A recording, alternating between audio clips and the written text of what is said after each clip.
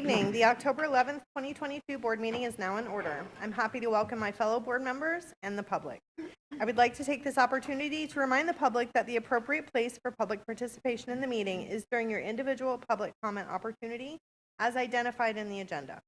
Outside of your individual public comment opportunity, your role in the meeting is as an observer. Mr. Gibbs, roll call, please. Ms. Belford. Present. Ms. McDougall. Present. Mr. Susan. Present. Ms. Jenkins. Present. Ms. Campbell. Present. The board will now hold a moment of silent reflection and invite the audience to join.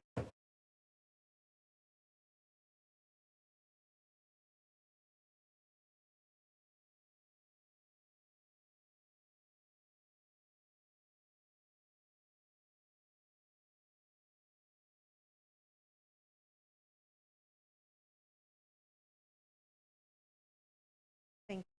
Please stand for the Pledge of Allegiance.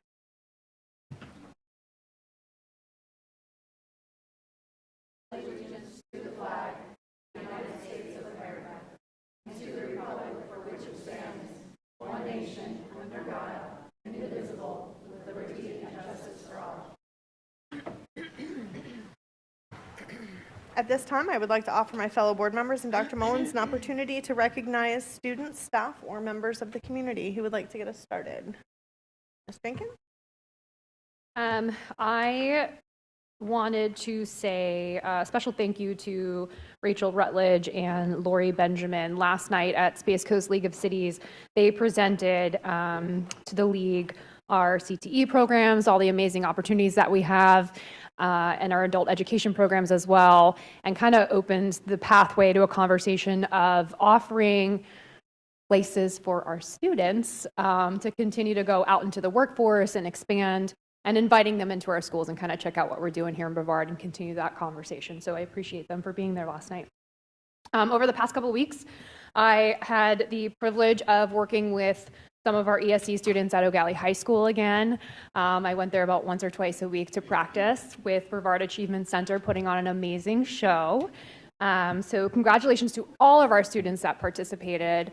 The title of the program was Out of This World, so there was a really fun Space Coast theme going on.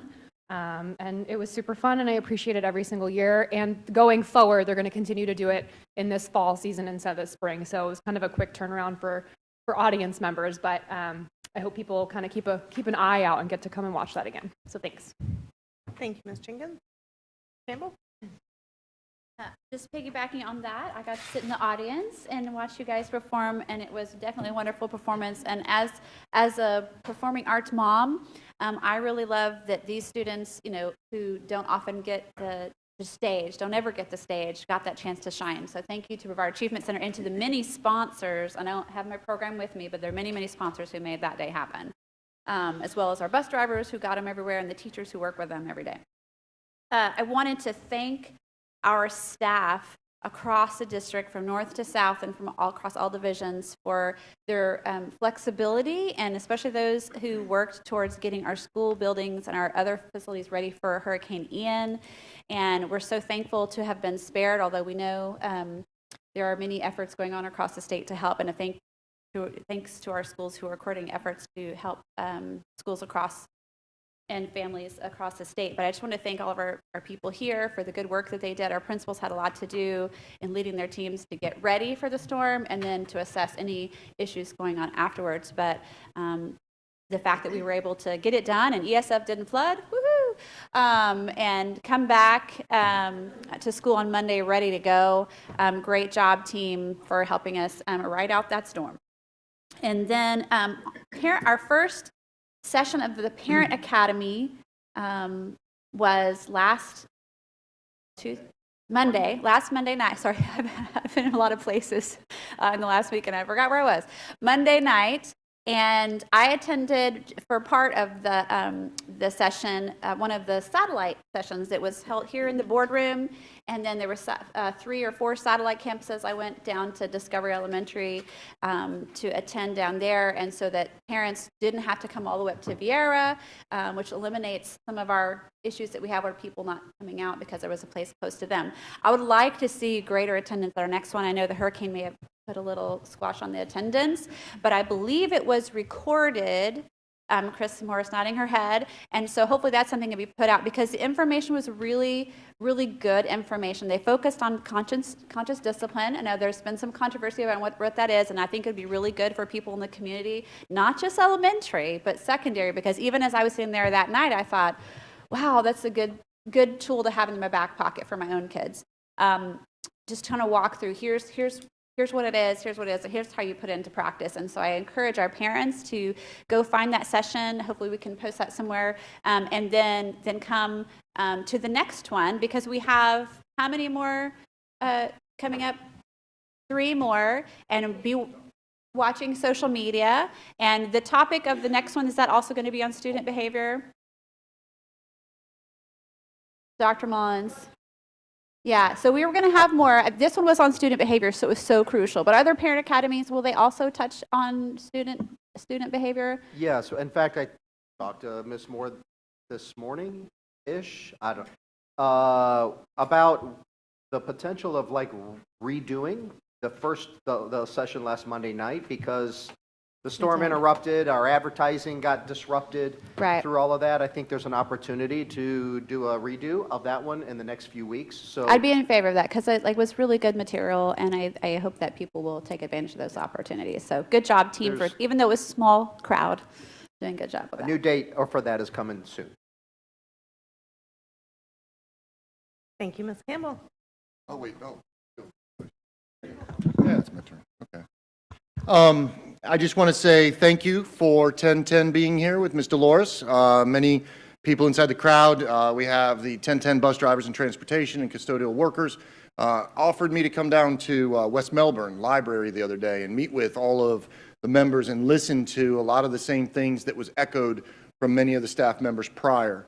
To give you guys a quick update, it was inside of my actual thank yous, and I'm glad that you guys are here. So Dr. Mullins took it and wrapped his head around all of those requests. About 2 weeks ago, he put Mr. Wilson on getting involved, and many of you know Mr. Wilson has already gone and visited all of some of the transportation locations, and he's listening. Big shout out goes to Rashad for all the work that he's doing, Dr. Mullins for actually taking this thing on. They're working on a reporting system so that when a referral goes in, it reports and goes. They're just trying to work out how that's going to go, but they have some solutions that they're going to bring to you guys. Dr. Mullins is trying to work through those stipends to try to figure out extra bus rides, all that stuff, how that works, because sometimes there's 3, sometimes there's 1, all of those things. The discipline policies, Rashad sent me, Mr. Wilson, sorry, sent me the list of classroom, and that should be what's mirrored inside the bus. So all of those parents who think that their kid can come on the bus and act a fool and then go to the classroom and act normal, that's wrong. Like, these are, our classrooms extend to our buses. And that's how this is going to work, and that's how we're going to do this. And you have full, complete support from the school district. They're actually going through every single discipline issue that came up to make sure that the fidelity of that matched the classroom, and look for it as an opportunity to encourage and educate in case there's not. So rest assured, your team here took advantage of what we said, or took it and ran with it, and big shout out goes to you, Dr. Mullins, and Mr. Rashad Wilson. So I just want to say thank you, Dolores. I'm glad that you're here and we can do it, and thank you for having me at the West Melbourne Library. My son is still asking if he can come back and get a Sprite and cookies, because you guys were the only place he can get that. So anyways, all right. Next thing is I wanted to say thank you to staff. We have 20-something providers for 403B and 457s, which are charging more points than what you usually should have. So it's a plan. If you guys go to get retirement, not many people understand that you may end up signing a retirement 403B plan that actually is going to return you less at the end because of the points that are being charged. And everybody says, oh, this is Billy from so-and-so. We support him. So I want to say thank you to the staff. They got me first all of the plans with the points in them, and I'm going to make that public. The other thing we're going to do is go towards possibly looking into the future about how we may be able to reduce the number so that we can enhance the amount of points that are charged. So the larger the amount of pool, the less points are charged. So it means that if you are putting money into your retirement, at the end you will have 1, 2, maybe 3 more years of retirement at the end, or a higher number, because they're charging you less out of your paycheck for servicing those accounts. Great opportunity, and I want to say thanks to staff. Anybody who knows the producer? basketball player, 16 million viewers and stuff like that. He's coming. He's coming to Brevard County. We're in the possibility of maybe doing a big show. He's going to come, and it's in conjunction with a team called the Court Kings.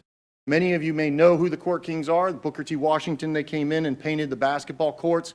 They work with our low-income, low socioeconomic, disadvantaged youth inside of each one of the areas to play basketball, pick up 3-on-3 basketball games over the summer. They do summer nights. It's an incredible thing. So we're looking at some dates right now. There's going to be some announcements, but in the end, if you see that, please sign up. All of the proceeds are going to go to supporting that charity in the evening throughout the summer for the Court Kings. And if you don't know who he is, he's the producer. He's pretty cool. He dances. He's an amazing basketball player. Even Dr. Mullins knew who he was when I talked about it, so it's pretty good. I want to say thank you to Dr. Mullins for beach volleyball. Looks like we're moving forward on it. And anybody who's out there that may want to form a team, I don't know what the rules are, and it hasn't come out yet, and I'm probably getting myself in trouble here, but I want to win that state championship because I think we can. And I think that I want to say thank you for your due diligence in making that happen. Let me do this. Producer, 403B, Transportation. Puerto Rican Day Parade, October 22nd. If you guys haven't heard about it, Puerto Rican Day Parade is going to be, so they stage right there at Southwest. They use the restrooms, and then they go down. You guys come out and support. We're trying to get everybody to start heading out to some more of these parades now that COVID's gone. It's not gone, I apologize, and you guys probably say something, but it's not as much of an issue anymore. And so what ends up happening is that we can get out there. And I know that Dr. Mullins has been a massive supporter through the years of them, and I look forward to seeing him there. We might jump on a float together or something like that because they invited me to come. So I saw the play, the rap artists and stuff like that. We might be able to get on stage with them, might have some fun. I'm pretty sure that's not going to happen. Anyways, Puerto Rican Day Parade, October 22nd, Southwest Middle School. If you guys have an opportunity, please come and support them. And I was named as the chairman for what's known as the FSBA Ad Hoc Committee. And what this is the Florida School Board Association that I was the advocacy chair for last year has decided to create a special committee where I grab all of the special school board members throughout the state. And what we do is we come up with the innovative ways that we can impact our school districts and put it together because we all do something different. And what we bring to the table as a group is stronger. So we're going to come together. Members from Duval, Charlotte, I have a list of them going all over the place. But I'm going to chair it, and then what we're going to do is bring back a list of best practices for our districts to have. And this isn't so much, transportation policies and stuff like that. It's like the Veterans Project that we have getting ready to launch with all the veterans in the VFWs, American Legions, and all those things, packaging it and showing them what they can do back at their district to facilitate more change. So I just wanted to say that, and that is it. I think I'm good there. You need me to say anything else? I think you're good. All right. Thank you very much. We're good. Mr. Google, it's all yours. Ms. McDougall, could I just jump in front of you really, really quick? Because I just realized that both Kay and I were talking about Brevard Achievement Center, but I realized that the lady who is responsible for the majority of that show is in the audience right now, Miss Lee Swerenson. So I just wanted to say thank you for all that you do. Please stand up. Thank you. Stand up. Get up. Come on.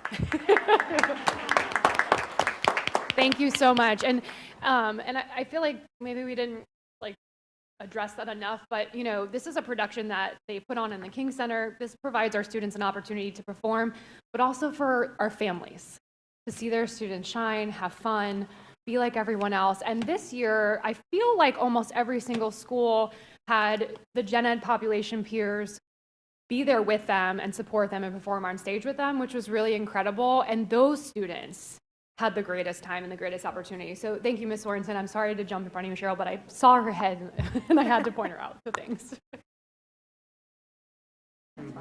I just want to give a shout out to Principal Keene at PQ and Dr. Daniel McKinnon.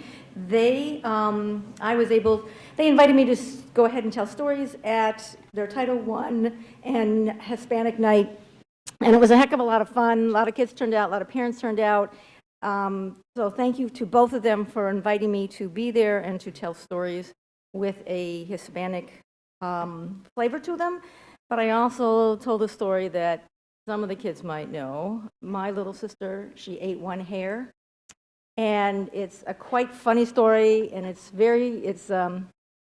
had the kids laughing, and even the parents, because there's a couple things in there that the students wouldn't get, but the parents got. But anyhow, thank you so much for inviting me, and it was a great turnout. Thank you. Thank you, Ms. McDougall. Dr. Mullins? Thank you, Ms. Belford. Just want to do acknowledgement of October as Breast Cancer Awareness Month. As the son of a breast cancer survivor that eventually ended up taking my mother's life, remain very sensitive and engaged in this effort, and remind us all that early detection is the best defense against breast cancer or any type of cancer. So please take the time to take care of yourself, and take the time to take care of yourself because there's a loved one close by who wants you to.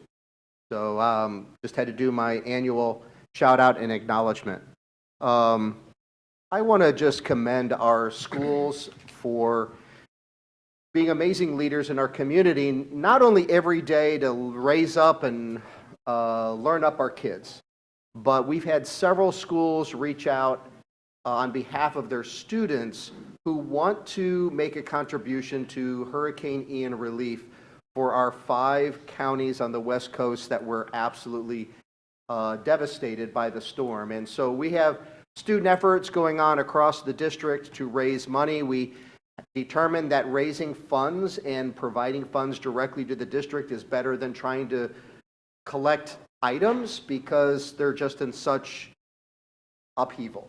And so we've facilitated a means to do that for schools to contribute at the district level. In addition, we as a district are hosting an opportunity for our community to contribute if they would like to through our website. Mr. Brune is working on getting that stood up here in the next day or so.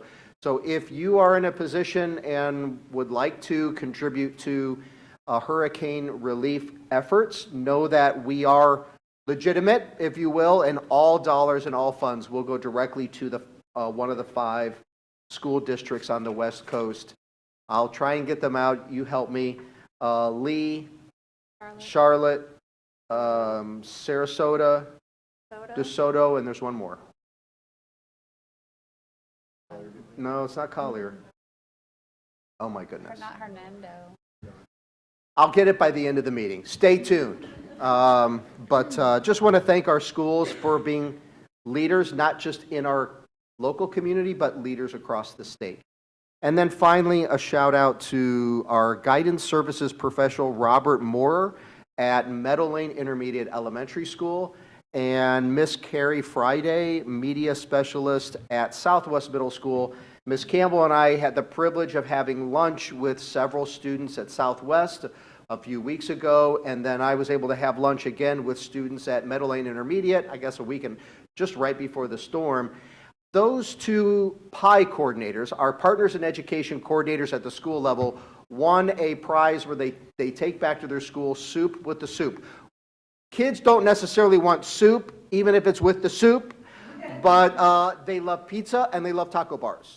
So we had the PI coordinators put that together, and it was just a great opportunity to connect with our students across our district and hear from them. What's going great?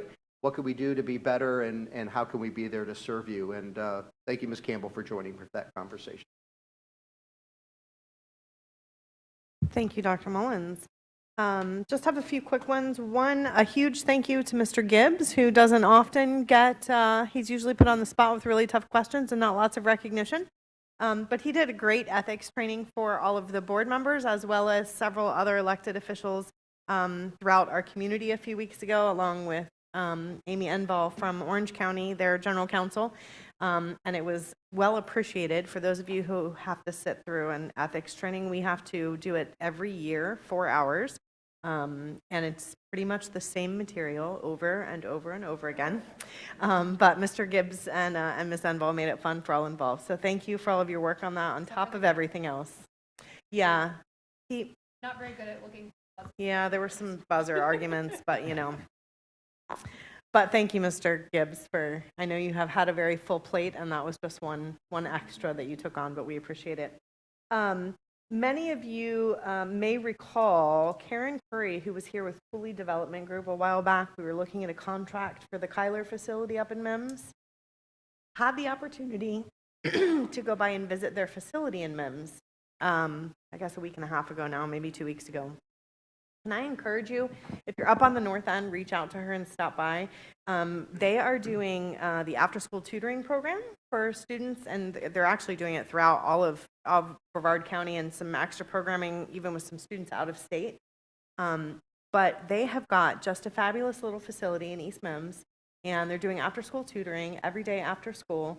Have some great staff that are coming in and working with the kids, and just doing some great stuff up there. So if you get the opportunity, I know Mr. Brune helped me to push out some information on their tutoring program so that people are aware of it. So hopefully you saw that on our social media. But definitely wrapping their arms around our kids and doing all they can to help them be successful. So if you're up that way, give me a holler and I'll go with you. And then the last one that I have is, you all may recall that we have had conversations over and over and over again about the fact that our health insurance is self-funded and how important it is that our employees understand all of that. And many, many moons ago, I made a request for us to do podcasts about helping our employees understand the impact that their health choices have on the health insurance trust fund, and thereby the money that's available to go into their pocket. And I don't know if all of you have had the opportunity to see them, but the team has done a phenomenal job at putting those videos together to really make things fun and understandable and help our team to understand how even the little choices that you make on a daily basis can impact all of those things. And so kudos to all that were involved in that effort. I don't know, I'm sure Dr. Theddy and Mr. Brune to some extent, but probably many, many others on the team. So thank you to all of you for making that come to fruition. And with that, we will move on to the adoption of the agenda. Dr. Mullins. Before I start the agenda, just to confirm, it's Hardy County. Our education, family, and Florida residents, Hardy County is the other district. So Thank you. on this evening's agenda, we have administrative staff recommendations, 2 presentations, 20 consent items, 4 action items, and 1 information item. Changes made to the agenda since release to the public include the addition of items F17, approve the 2022-23 salary adjustments for non-bargaining personnel. F19, approve International Union of Painters and Allied Trades, Local 1010, 2022-23 collective bargaining agreement, and revisions to items A7, administrative staff recommendations, F12, student expulsions, F14, instructional staff recommendations, F20, suspension of administrative employee, and H34, department school initiated agreement. What are the wishes of the board? Moved by Ms. McDougall, seconded by Ms. Campbell. Is there any discussion? All in favor, please signify by saying aye. Aye. Any opposed, same sign. Motion passes 5-0. Dr. Mullins, will you please let us know about the administrative staff recommendation? Ms. Belford and members of the board, there is 1 item for your consideration. What are the wishes of the board? Move to approve. Moved by Mr. Susan, seconded by Ms. McDougall. Is there any discussion? All in favor, please signify by saying aye. Aye. Any opposed, same sign. Motion passes 5-0. Dr. Mullins. I would like to take this opportunity to recognize Mr. Christopher Higginbotham, who is here with us this evening. Mr. Higginbotham is being reclassed, transferred from the position of teacher at Mila Elementary School to the position of assistant principal at Gardendale Separate Day School, effective October 24th, 2022. Congratulations, Mr. Higginbotham.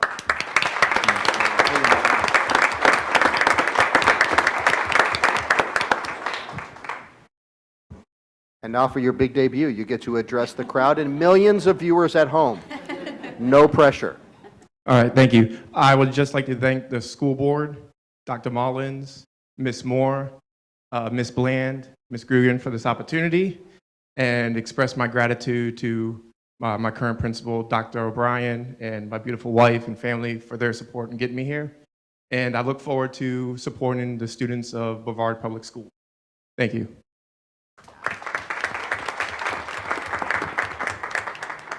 Well, we certainly appreciate and commend you for your willingness to step forward and serve in an additional role. And we also like to recognize the family, the loved ones, the spouse who support you to do what you do to serve kids in Brevard Public Schools and in our community. So thank you on behalf of Brevard Schools for supporting your husband to do what he does for our kids.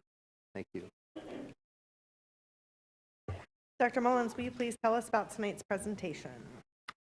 Yes, tonight, Mr. Mike Alba, Director of Professional Learning and Development, will introduce members of the TLC Fellowship, the Teacher Leadership Council, who will facilitate a pinning ceremony for this year's Teacher Fellows.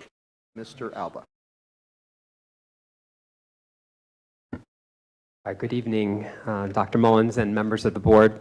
Tonight I have the privilege of introducing members of the Teacher Leadership Council who are leading the TLC Fellowship Program in partnership with Brevard Schools Foundation. The Teacher Leadership Council was established in 2015 by District Teachers of the Year, Dr. Lucy Haddock and Christina Donahue, in order to provide an opportunity for our Teachers of the Year across the district to network and collaborate with one another. Furthermore, the Teacher Leadership Council works to promote teacher advocacy, leadership, communication, and service throughout the school district. At this time, I would like to introduce Carrie Heber, Brevard Public Schools 2020-21 District Teacher of the Year, to share more information about the TLC Fellowship Program. Carrie?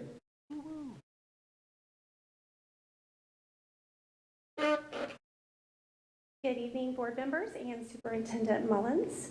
We're here tonight to elevate and celebrate this esteemed cohort of teachers who were selected as research fellows for the TLC Fellowships Program class of 2022-2023.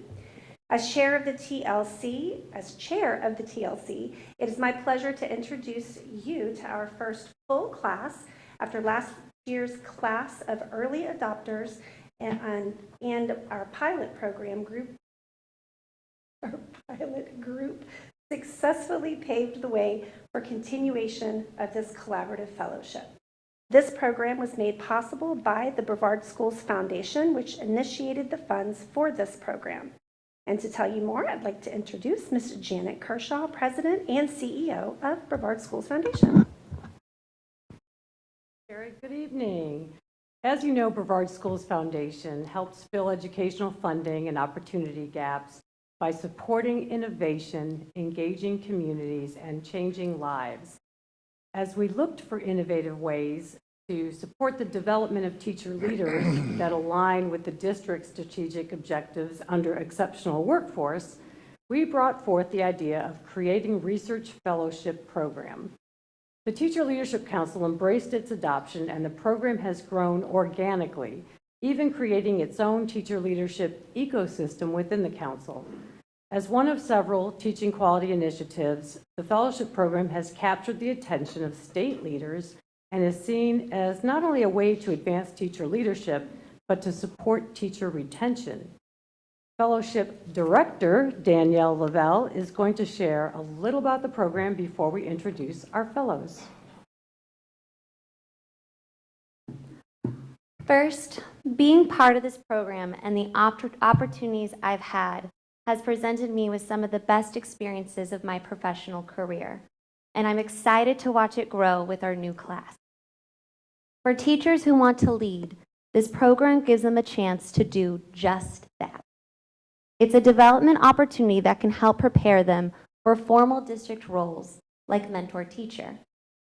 The mission of the fellowship program is to enhance and encourage meaningful action research to further develop teacher leaders and increase student achievement. The fellows will engage in a process of selecting their own inquiry. This personalized process, along with monthly meetings and coaching by their group lead, one of the last year's fellows who successfully completed an inquiry project, is what makes this type of professional development unique. When teachers can gain from the collective knowledge of their peers, well, that's when the magic truly happens. Teachers can bring their passion for education into their practice and solve questions through the inquiry process. This is not a program just for the most seasoned teachers. Fellows are competitively selected, and I'm going to ask my fellowship coordinator, Mickey Carvo, to share just how we selected this outstanding group of committed BPS educators. When determining the population of Brevard educators that would take on the initiative and meet the standard of the fellowship program, our Teachers of the Year and Administrator Recommended Teacher Leaders were the obvious selection. The elite group of teacher leaders we are presenting you tonight, this evening, completed a rigorous application process. This included responding to a selection of questions that focused on their knowledge of inquiry and how that can impact school improvement, management of other teacher leadership roles within the school, strengths in their personal practice, as well as opportunities they wanted for growth. As part of the application requirement, 2 letters of recommendation were required, one from a colleague and one from an administrator. Requested talking points for the letter of recommendation included how the applicant serves as a teacher leader within the school building, how they prioritize tasks, how they collaborate, how they solve problems, and how the applicant is taking part in the fellowship would impact the school as a whole. The fellowship leadership team comprised of our director, Danielle, myself as the coordinator, and our group leads, Alex Whitaker, our reigning BPS Teacher of the Year, and Alex Stewart, Jenny Lamb, utilized and developed a rubric score to select the applicants for the 2022-23 school year.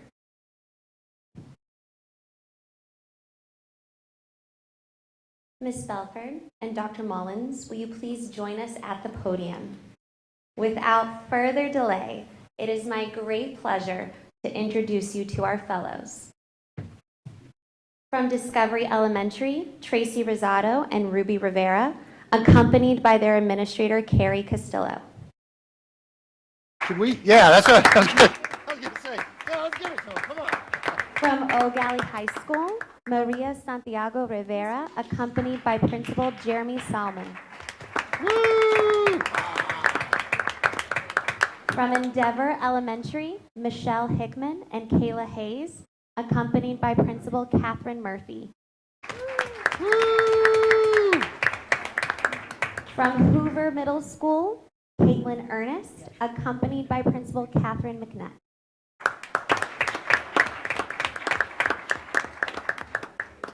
From Johnson Middle School, D. Carroll, accompanied by Principal Mrs. Marina Zaparrito Middleton. From Quest Elementary School, Jonathan Balatho, accompanied by Principal Christine Boyd. From Rockledge High School, Megan Warren, accompanied by Principal Mr. Buster Clark. From Southlake Elementary School, Rhonda Ripperger, accompanied by Principal Jennifer Brockwell. And last but certainly not least, from Westside Elementary, Bobby Wallace, accompanied by Principal Mrs. Stephanie Woodbury.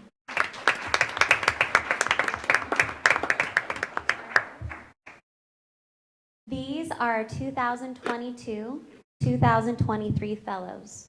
Once their projects are complete, these fellows will present their findings to their peers, a hallmark characteristic of teacher leadership.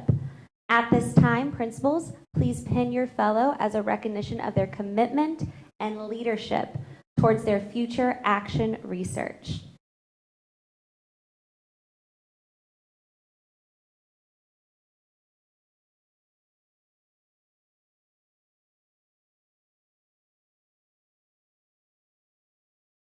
All right, thank you.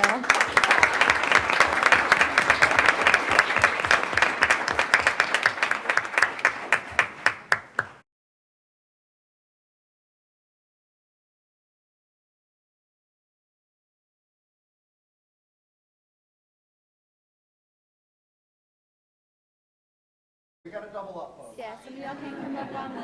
We're not doing a panorama, so like have you come up on the, yeah, if you're allowed up on the, there you go. And slide that way. Hold up.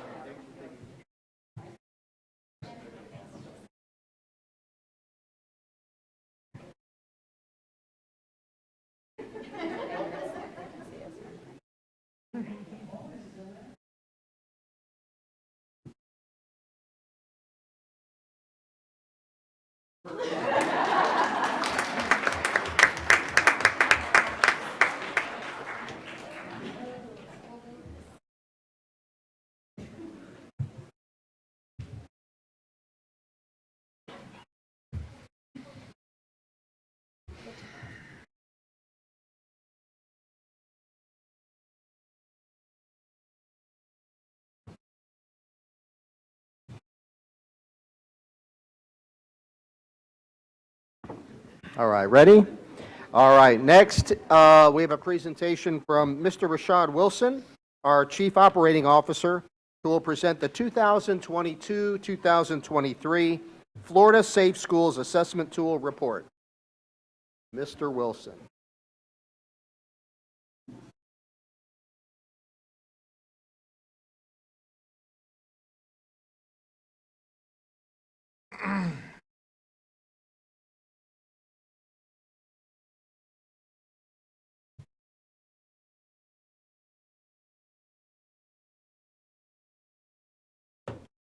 Good evening, Board Chair Belford, the Board, Superintendent Mullins.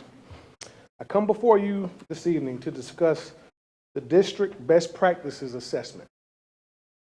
The objective of the Brevard County Public Schools District Best Practices Assessment is to demonstrate to the school board that a school security risk assessment was completed at each school campus by October 1st due date, as required by Florida law, and the findings and recommendations of these assessments were presented to Superintendent Mullins and each member of the Brevard School Board. This summary will address the efforts of Brevard schools regarding legislative compliance under the Marjorie Stoneman Douglas High School Public Safety Act, the recommendations of the MSD High School Public Safety Commission, and best practices related to school safety and security. Furthermore, this summary identifies strategies and activities that the district school board should consider implementing to address the assessment findings and improve school safety and security. The Florida Department of Education developed the Florida Safe Schools Assessment Tool, better known as FSAT, to provide a secure online risk assessment portal for completing school safety risk assessment. The FSAT was developed to be the primary physical site security assessment tool for use by school officials at each school, district, and public school site in the state in conducting security assessment. The two annual assessments performed using the FSAT are the individual school security risk assessments and the district best practices assessment. A school security risk assessment must be completed and submitted for every K-12 public and public charter school facility using the 2022-2023 template in FSAT no later than October 1st. We have complied with this directive.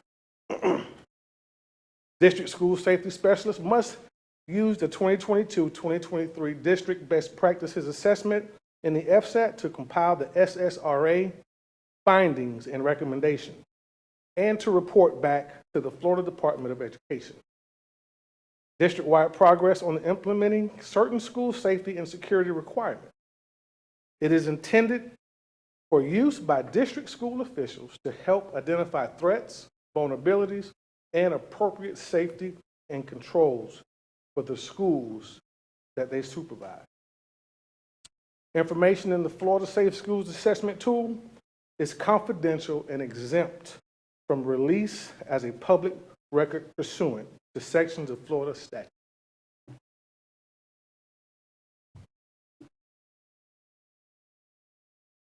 School measures. The positive school measures is placed at the time the school security risk assessments were conducted for this year range from emergency operations plan to student crime watch program. These measures are as follows. A school emergency operation plan, better known as the CEOP, is completed at each school by administration and law enforcement and shared along with active assailant response procedures with staff for their awareness. The superintendent has issued annually since 2019 a directive outlining mandated safety procedures and discuss these directives during a leadership team meeting with all principals. The school aggregate FSAT results indicate that the superintendent's directive has had an impact on daily safety procedures at our schools. In April 2020, an independent security consultant, True North Consulting Group, completed a district-wide security appraisal of safety measures at all facilities and provided recommendations for enhancing those measures with improvements at the building and district site. Principals and district leaders have analyzed those recommendations and are working towards those enhancements with available budget. A secure group document was created to track the progress of implementation of those recommendations. This is an ongoing multi-year process. A capital improvement plan has been developed to implement facility and technological enhancement recommendations. All schools have undergone an assessment of 800 megahertz radio reception. Facilities is implementing a plan to move forward. District security staff have provided annual opportunities for schools to test the usage of the RAVE app when conducting active assailant drills and will continue to do so. Students participate in monthly critical incident drills and monthly fire drills where they are educated on the district's general emergency procedures to prepare them for a variety of emergencies. Schools complete after-action reports that are reviewed by the Office of District and School Security.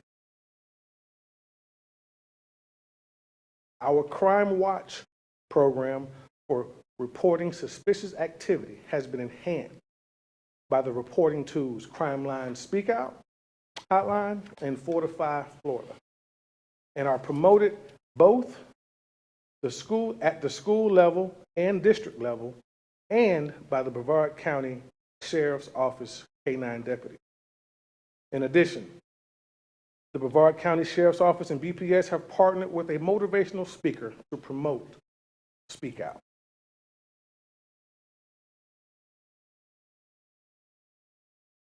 District Assessment Result Summary. In the District Assessment Summary, the district has recently implemented or enhanced the following measures to increase school security and is continuously evaluating their efficiency and effectiveness.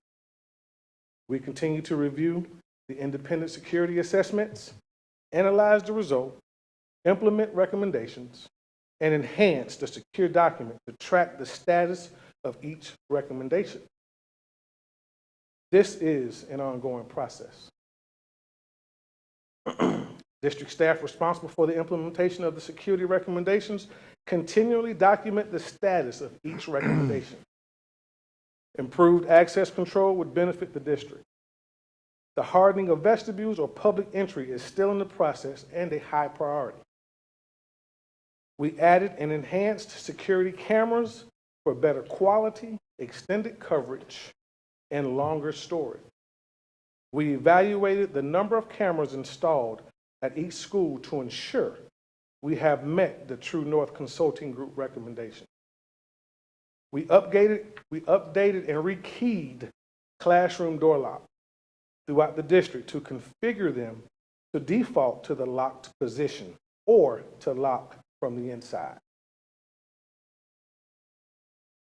Additional upgrades may be needed and the assessment will be necessary. We have enhanced the public address systems at many schools. This is an ongoing process district-wide. This year, language was added to the superintendent's directive for security procedures accountability. We have trained all school threat assessment team members and continue to train new members. We have implemented a comprehensive GPS ridership program solution to contribute to the safety of school bus transportation by ensuring everyone stays safe and connected throughout the daily transport of our students. Additionally, the Transportation Department worked with the Transportation Security Administration in 2021-2022 to improve bus security. which included training of bus drivers by TSA.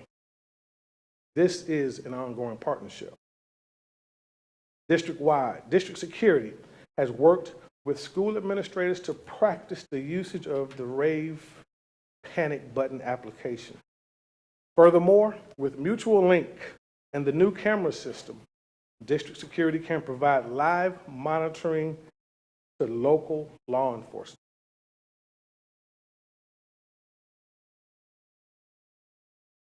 FSAT data recommendation. The superintendent will continue annually reissue the mandatory security procedures regarding the MSD Commission's recommendations and discuss it with principals at a leadership meeting to reinforce their critical security responsibilities. All stakeholders of the organization must be involved in maintaining and increasing the culture in safety and awareness. The Chief Operating Officer will communicate with principals regarding 2022-2023 school security risk assessment answers that reveal issues with the superintendent's mandatory security procedures and other answers that indicate a possible misunderstanding related to security issues.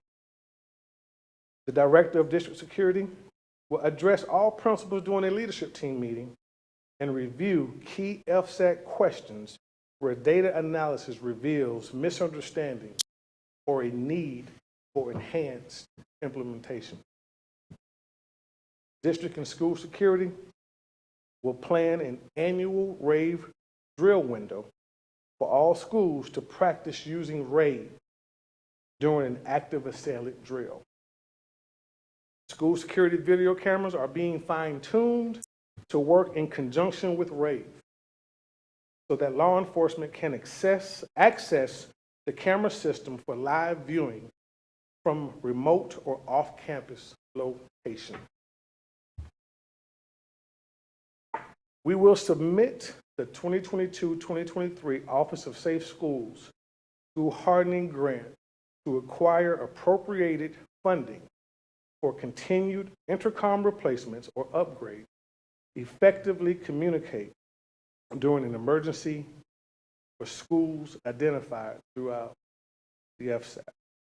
We will implement the facility security plan to enhance the safety of schools to include 800 megahertz amplifications where recent testing indicates a need. We will also provide secure vestibules as the main point of entry. Front entry hardening must be a priority for the district.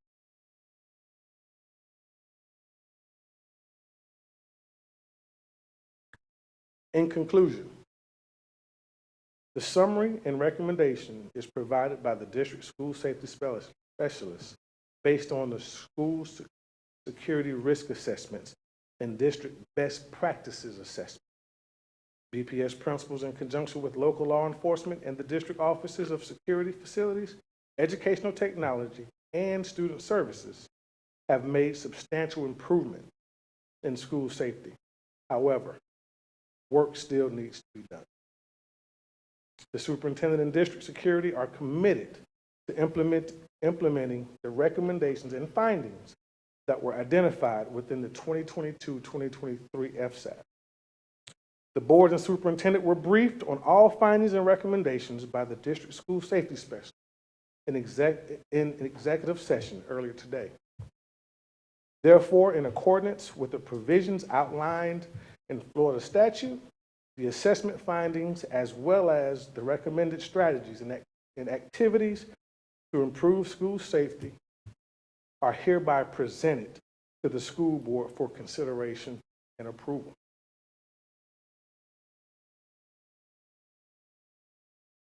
Additionally, if our board has any recommendations for the Department of Education to consider,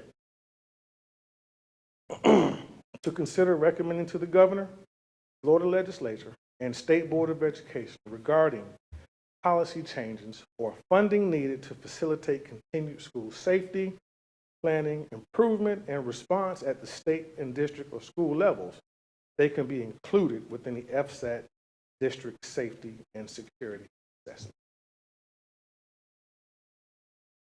Are there any recommendations? Thank you, Mr. Wilson. And thank you for taking on this beast of school security. I know it's only a very small part of the hat that you wear, but it is an enormous one and one that is incredibly important. So thank you for all of your work in that area. I know you kind of got thrown into the fire on that, and I think were you at a security training like your second day on the job, I think? First day on the job. Yes. Yeah, I knew it was pretty close. So, so thank you. We appreciate you. Thank you. Board members have recommendations for the FSAT for Mr. Rashad or Ms. Jenkins?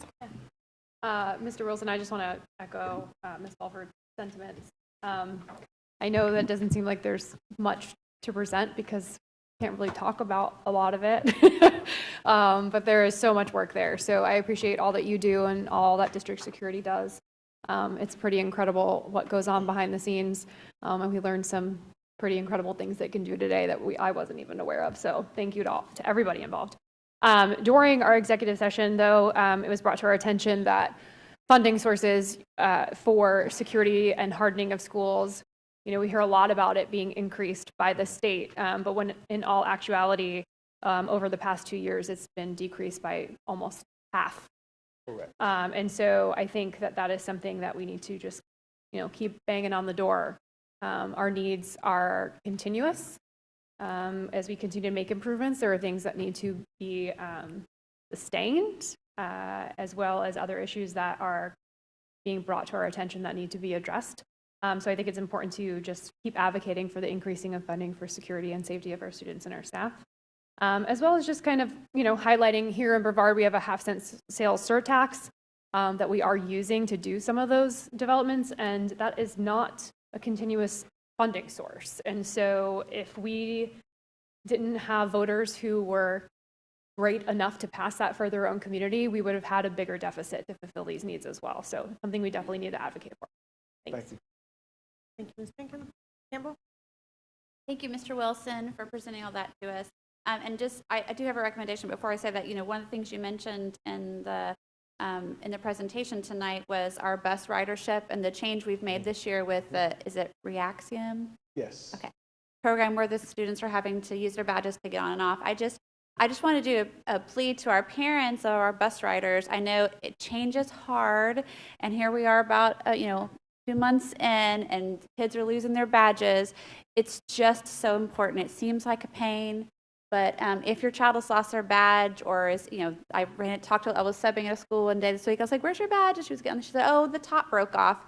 And I'm like, "Well, bring it anyway. Put it in a Ziploc baggie. Stick it in the side of your backpack." It's so important. First of all, if they have them ready to go, it speeds up the onboarding and offboarding process. That's not a word, but you know what I mean. But it's so important. This is allowing our families, our schools, our administrators, everybody to make sure everybody's where they're supposed to be, when they're supposed to be there, and who's where they're, and all of that. So in conjunction with our GPS system, we've just made so much, you guys in transportation especially have made so many adjustments. So I just have pleaded with our parents to stay on that, stick with the change. It'll all become a habit soon, but we need to keep going with that because the safety is so important. My recommendation, you talked about 800 megahertz amplification. We've been talking about that for ever since we started doing, before I got on the board, and they were the first conversations we're having, but ever since we're starting to do FSAT. I would suggest that in addition to what Ms. Jenkins said about just continuing the funding as it had been presented, maybe there would be an additional specific grant, because we can't be the only county who has that need, especially our more rural counties would have a great need in that area, that districts can apply to specifically for. I know the legislature really likes those specific funding issues because it helps them know that the money is being spent exactly where they want it, to get that 800 megahertz frequency amplification done in counties across the state that need that, wherever it's needed the most. That would be my recommendation. Ms. Campbell? Anyone else? McDougall? I know it's been passed around over the years since we started with all of our drills, that I know it's been looked at, not really decided. If we could really look at with our security departments about cutting back some of the drills. I'm hearing that there's drill fatigue. So when you do it so much People don't take it seriously. It's just another drill. So I would like to go forward with that and ask the state to really look at how many required drills are really necessary. And Major Nell, did I hit everything? And did I forget anything? Quality over Oh, quantity. we want that, thank you, that's the word I wanted, yes. Quality over quantity. Really, that's what we really are looking for. Thank you. Just a reminder, the state has to come from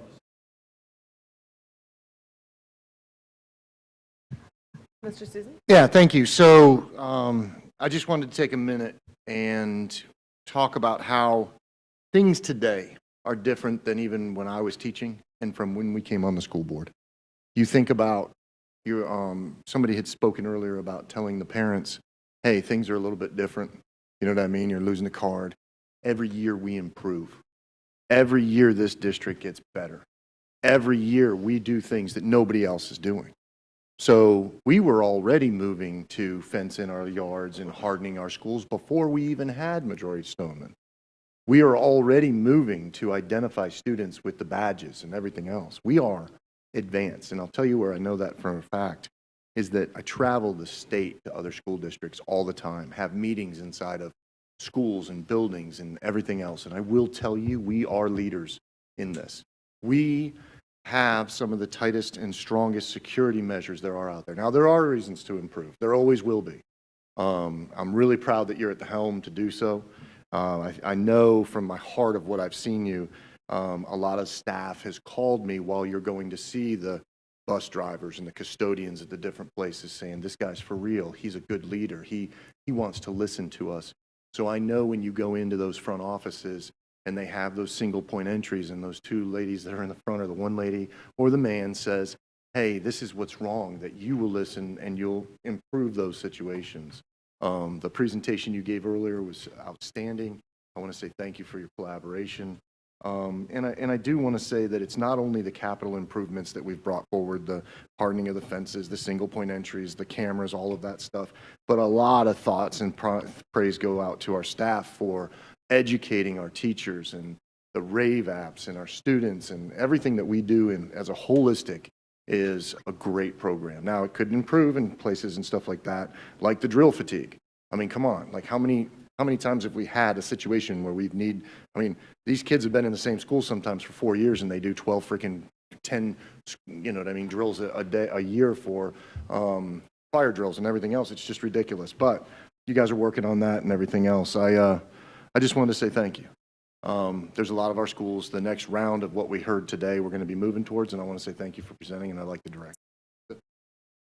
Thank you, Mr. Susan. Mr. Wilson, a quick question that I should have asked you earlier, but I'll ask now because I don't think it's any sensitive question. Yes, ma'am. So in the event that we have things that take place at our schools where we have to go into shelter in place or lockdown or evacuate, does that count as a drill even though it's a real situation that we're responding to, or do we still have to do the same number of drills in addition? In addition, that does not count as a drill. So we still have to go through and jump through all of those hoops even though we've run through the process. So when Buckle High last year had 10 bomb threats, that did not count towards our drill count. So can we make that request along with the decrease in required number of drills? Can we also ask them to consider, because we have to debrief every incident anyway, right? Correct. I think that's a better. I think we should just do it that way anyway. That's part of the draft language. Okay. Yeah, that would make a ton more sense to me. We tried. Yes. Give it a yeoman's effort. So two things that I will throw out there for consideration. One is, I know that the FSAT has come a long way in its user friendliness since when we first started, when it was an absolute nightmare. And I know we've made some progress there, and I know here in Brevard, our team did a phenomenal job of kind of compensating for the weaknesses of the FSAT in a lot of ways. So I think we're probably in better shape than most districts as far as being able to utilize that data effectively. But while we appreciate that there's been progress, we would certainly welcome additional cleanup on that FSAT and perhaps some, I don't know if they're seeking input from districts on how they could make that better, but I think that would be a great thing to do if they have not, because, we continue to see that there are challenges there. And then one issue that is of significant importance to me personally, just from the perspective of safety, is ensuring that the state continues to provide the funding for the training of our guardians. Every year there's been discussion, are they going to continue? And that funding doesn't, for our public, that funding doesn't come to us, it actually goes to the sheriff's department for the training of the guardians.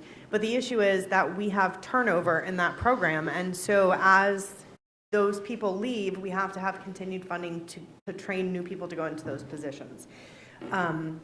And if you look at the Marjorie Stoneman Douglas report and the recommendations that have come out of that, we are blessed in Brevard County to be able to have a deputy or officer at every campus, but it's typically A. And so being able to have those guardians to expand the reach on those campuses is really critically important, I think, going forward.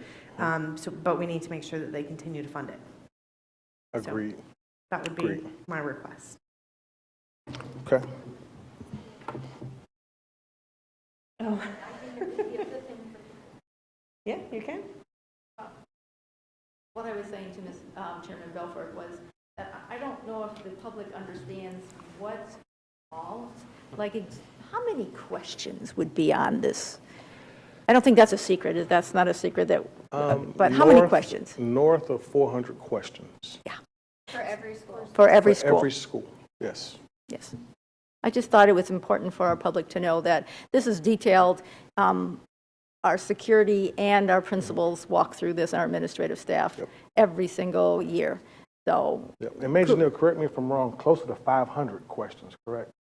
Well, north of 400. Well, north of 400, yeah. Yeah. Well, so. Smidge south? Thank you.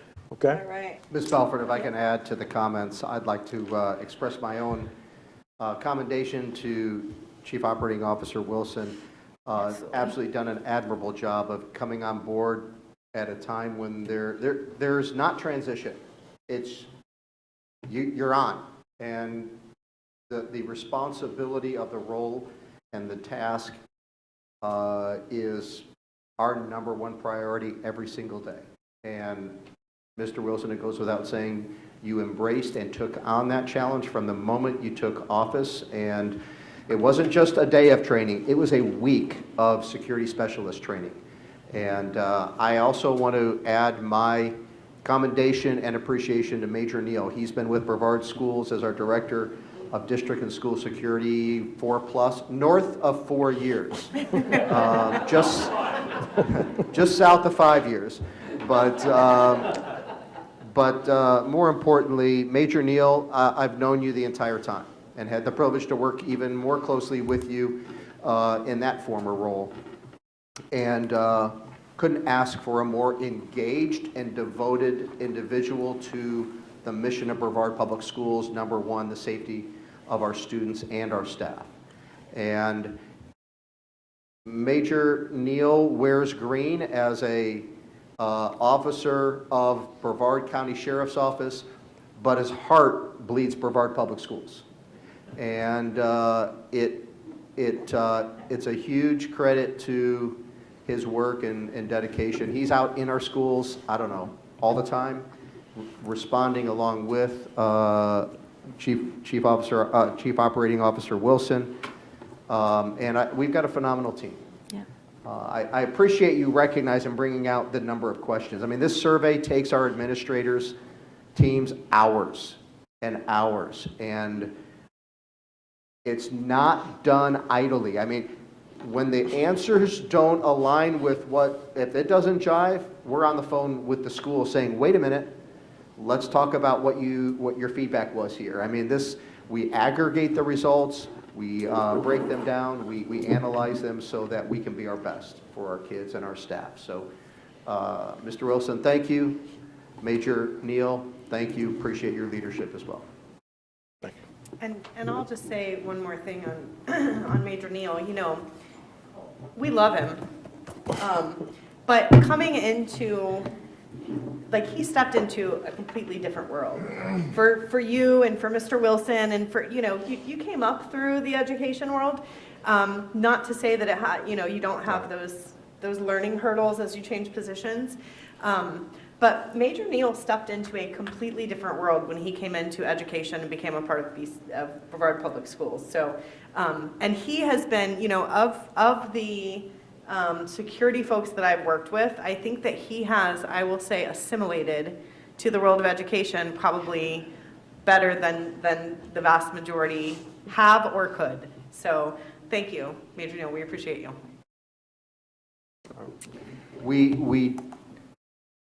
We give you an honorary educator designation. Ms. Belford, Dr. Mullins and myself had really long hair 5 years ago. Mullet. We had mullets. Thank you. Thank you, Mr. Wilson. All right, we are now moving into our public comment portion of the meeting. We have only 3 speakers this evening, so everyone will receive 3 minutes. Please note, oh, thank you, Ms. Campbell. I'll repeat that. We are moving into our public comment portion of the meeting. We have only 3 speakers, so each speaker will get 3 minutes. Please note that time is per speaker, not per agenda item. Topics not specific to agenda items will be moved to the non-agenda portion of the meeting. We have a clock in front of me to help you keep track of your time. When your time is over, you'll be asked to stop and allow the next speaker his or her turn. Always keep in mind that reasonable decorum is expected, and your statements should be directed to the board chair. The chair may interrupt, warn, or terminate a participant's statement. When time is up, it's personally directed, abusive, obscene, or irrelevant. Should an individual not observe proper etiquette, the chair may request the individual to leave the meeting. For the audience, please remember that outside of your personal public comment period, your role is as an observer. Therefore, I would ask that you please not disrupt the meeting by interjecting comments or noises during public comment. Our 3 speakers this evening are Katie Delaney, Dolores Verney, and Julie Bywater. Ms. Delaney, whenever you are ready.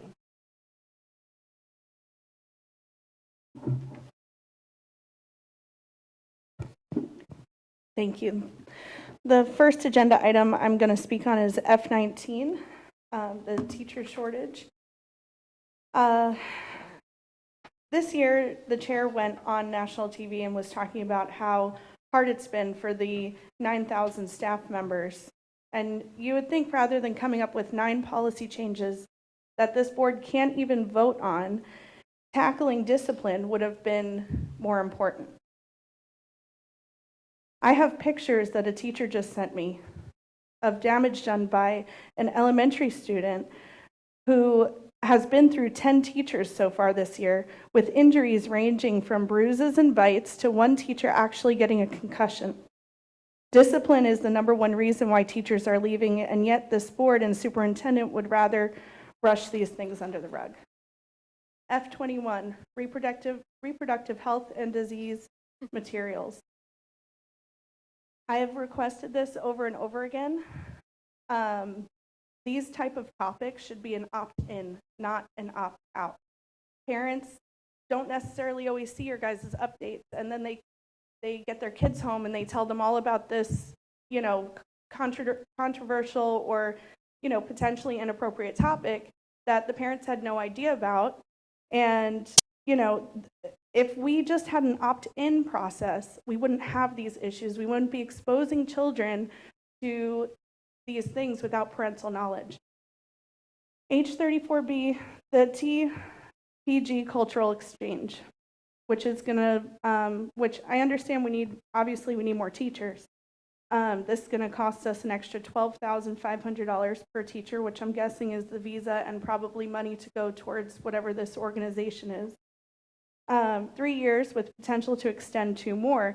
My question with all of this is, if Florida teachers want to come back into the classroom, can we then fire or let go these foreign teachers and put our Florida teachers back in their roles?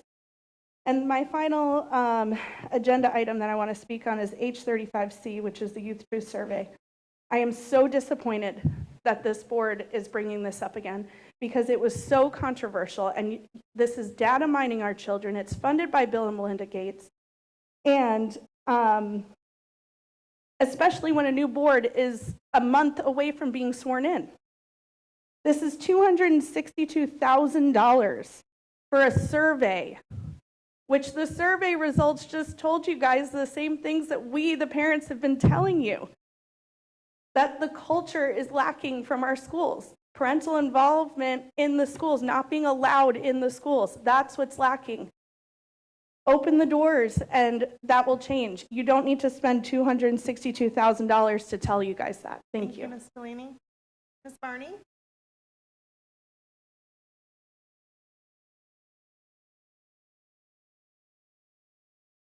Ms. Belford, members of the board, Mr. Mullins, good to see all of you this evening. My name is Dolores Farney, and I am the business representative for Local 1010, BPS Support Staff Union. I'm here to report on the contract ratification vote for 2022-2023, and I'm happy to report that the vote passed. We had 153 yes and 35 no. And I want to express our appreciation to all the employees that came out and supported the challenging work of their union.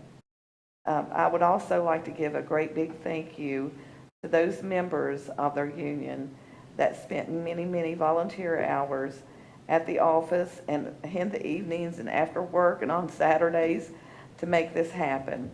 And I'm just going to briefly give you a list of them. Tracy Arzola, Patrick Darvell, Mark Edward, Alicia Kelderhouse, Leslie Lauder, Dawn Swigger, and we also have a retired member, Lydia Felton, she was a school teacher and retired and came back as a IA and became a part of our union. She's retired again and she's still coming and helping us.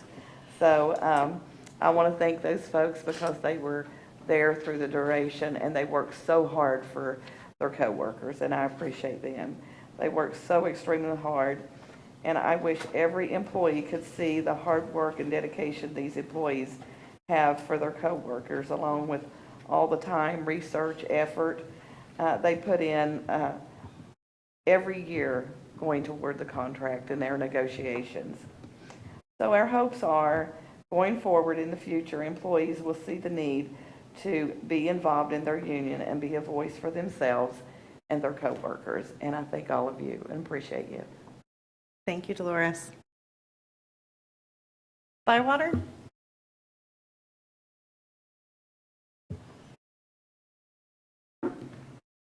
Good evening. I'm Julie Bywater. I am a member of the Moms for Liberty Brevard chapter. I'd like to talk tonight about the Youth Truth Survey. I have a couple concerns.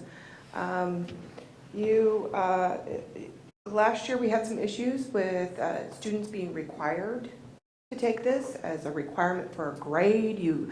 Some of the students were told they would get a 0 if they didn't participate. I'm concerned that when parents opt out and the teacher is saying this is a 0, that we're still going to be dealing with that issue. I'm concerned that there might be times when a student doesn't want to participate regardless of whether the parent has opted them out. This is not part of their education, so we should be assuring students that any question on there, you guys are going to vote for it, so I mean that goes without saying. So you need to start giving these students the opt-out themselves. You need to give them assurance that when they're concerned about a question on there, they can skip it. Because right now, that wasn't the message they were getting last year. Kids were being told that their grade, that they would get a 0, there would be a 0 in their grade book. Now, not every teacher did this, but there were some. So I really urge you, because we know you're going to vote for it anyway, so whatever we say and the concerns that we bring up really isn't going to make much of a difference. So I'm urging you to work with parents on this and give these kids some assurance that this isn't a grade. Second of all, when you're talking to us about how much you need money, you just brought up the security issue on the money. This thing costs $262,000. That's 5 new teachers. You're coming to me on the next thing, and we're going to spend $12,500 per teacher on this foreign exchange program for teachers, where they're only going to come here for 3 years, maybe 5 if it's extended. We're hemorrhaging money. Let's be sensible here. I have a hard time voting to give you guys this millage increase when I'm watching you just throw money away. $250,000 on a survey you can do yourself. A survey we took last year that you could probably figure out yourself and do it yourself for way cheaper. You're not a good steward of the money. I really wish you were, but you're not a good steward of the money. So when it comes to the millage, I'm voting no. Thank you. Thank you, Ms. Bywater. Dr. Mullins, would you like to speak to the 12.5 on the teachers, or would you like me to? The TPG contract? Mm-hmm. I would welcome Dr. Thady to come up and address any questions. She's worked most closely with the contract, but happy to give her the opportunity, or Ms. Belford, you are. I'd also like to give the opportunity to Dr. Sullivan to address any questions or concerns the board may have about the contract on the agenda with youth church. The $12,500 per teacher is the administrative cost for TPG to work through the J1 visa process, do all of the training, help them with the licensure and the certifications, and it is offset by our insurance. They do not take our insurance, they take TPG's insurance. Our insurance is about a $10,400 cost for the board portion for the year. In addition to FRS? That's correct, yes. As It's well? an offset with FRS as well. So by the time we are not putting into their retirement and we're not paying for their insurance, it's a wash or to our benefit? Yes. I just wanted to let everybody know, Martin County is getting ready to come out and offer any teacher of the year $100,000 to come to them for 3 years, split out over 3 years. I was talking to their board members, like they're close to doing it. So there's other districts that are going to be coming out with huge financial incentives to start trying to draw the best talent pool. I don't know who's going to move to Martin County. I lived in Jupiter, which is just on the edge of it. Martin's a little bit different, but just to let everybody know, there are other school districts are getting very crafty. The other thing they're doing is they're also coming up with teacher housing. So they're literally going to build and manage housing on Martin County schools. So there's a lot more, you know what I mean, opportunities that I think we can talk about in the future, but I did just want to, since we're on this topic, talk about it. That's all.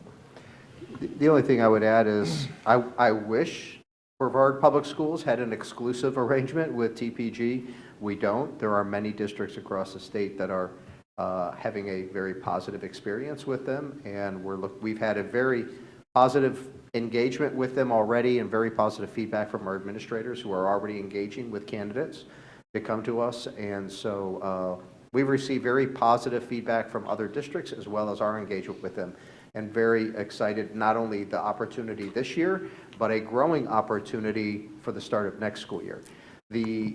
All of the educational journals that are monitoring the workforce shortage of teachers in education are not predicting that the workforce shortage is ending. This is a 1 or 2 year issue. This is a long-term issue.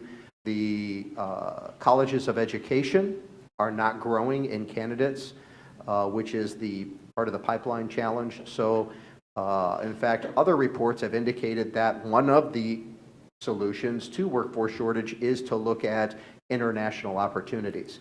And so I'm very appreciative of my team being flexible, being agile to pivot and go after opportunities to provide quality instructors in front of our kids. So thank you. And for clarification, these teachers are subject to the same expectations of highly effective or effective on evaluations going forward as well, right? I mean, their annual contract, They are, yes. so they'll be reevaluated on an annual basis. And yes, we have an opportunity every year to reevaluate where we are and to evaluate if we need more or fewer.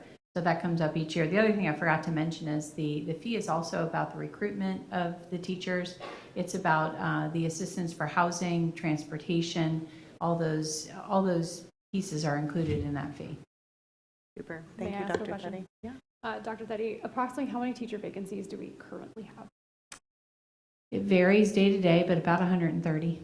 And how many teachers are we planning on hiring through this program? So in January, we're starting with 20. That's how many J1 visas they have for us. There is the opportunity to scale up in August depending on their needs. Okay. So just, I guess my question is this program intended to fill all of our vacancies? It will not fill all of our vacancies, no. Anyone else have anything for Dr. Teddy? Dr. Sullivan, I know that you did an enormous amount of work with parents last year around the Youth Truth Survey, and I don't know if you would like to just update on some of the changes that have been made since last year? Absolutely. Thank you for the opportunity. Had some great meetings with our community members and parents who all brought up outstanding points. Certainly, to hear comments like teachers have made it required, it's an assignment, all of that is disheartening. We value student feedback and student voice to an extraordinary degree, however, never at that level. So when I heard those stories, we were disappointed. We have a pretty clear process for rolling it out and found that that didn't happen across the board. So we had provided recommended strategies. They're no longer recommended. And so there are a couple of things that I can assure the board and our families in terms of how we were able to take their feedback and make some changes.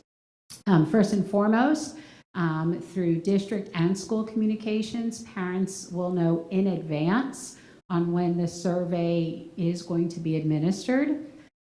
Every school, we will ensure have copies at their front desk for any parent that wants to review it without complications. Although most of our families could, we found that some said no. So we've eliminated that concern. Not only can parents opt their child out, as our speaker said, absolutely a student can opt themselves out. And they can choose, I don't want to, or they can choose to skip questions or those kinds of things. And we will make that extraordinarily clear. We value student voice. All of our schools use this data in planning and improving student engagement, but certainly not at the discomfort of any of our families. So in addition to some modifications on some questions, based on the feedback we've got, we have very clear directions for our schools, very clear communication. We'll make sure on the communication that goes out, there is an email that, certainly alert us if there's anything concerning. But I feel really confident in our ability to be extraordinarily clear on expectations, no longer recommendations. And so we never want anything to be tied to an academic marker or anything like that. Another point that our families made that we thought was another really good point, a lot of our schools encourage kids to do it at home. And then that might get a little icky in terms of cell phones or home computers. We're going to ask all schools to make sure students have the opportunity to do it at school. That way they're not on a private device or anything like that. I don't know technology enough, but I want to eliminate that concern. And so we've certainly eliminated that as well. Also want to assure everybody these are grant funds that were categorical grant funds to amplify student experiences. So certainly want to address that. And again, we'll make it super clear who the district point of contact is. Myself, Ms. Weibelt, we're happy to meet with any families, but we are going to make sure that every school in communicating the survey window communicates that any parent can just request an opt-out, but any child at the moment. I totally agree with the concerns that were brought up, and we're going to ensure that all those things are addressed. Dr. Sullivan, could you remind the board and our public, what is the anticipated window for the survey coming up this year? February? January-ish. Obviously, we don't have a window because we don't have a contract yet. We just completed the 3-year contract, and so once all that's executed, we will work with our partners to get that set up, but January-ish. Shortly after the first of the year, so just so our families know. Right, but we will be super, we're probably going to drive our poor families crazy because I do want parents to feel more comfortable, those that had any questions or concerns. So we will be extraordinary in our communications as well. Thank you, Dr. Sullivan. Any board members have any questions for Dr. Sullivan? Are we going to discuss it when it comes up, or do you want to just do that now? I think we can Just now. discuss it when it comes up, but Okay. I mean, if it's specific to the contract and not questions that Dr. Sullivan needs to answer. No, I mean, I was going to run through them. So it's completely voluntary, right? 100%. Anonymous. 100%. Data that is collected specific to student information is gender. What was the fields again? The students self-identify fields. So there's no populating of fields. Okay. And so there's no fields so the student, I believe on the elementary, boy, girl, and grade level.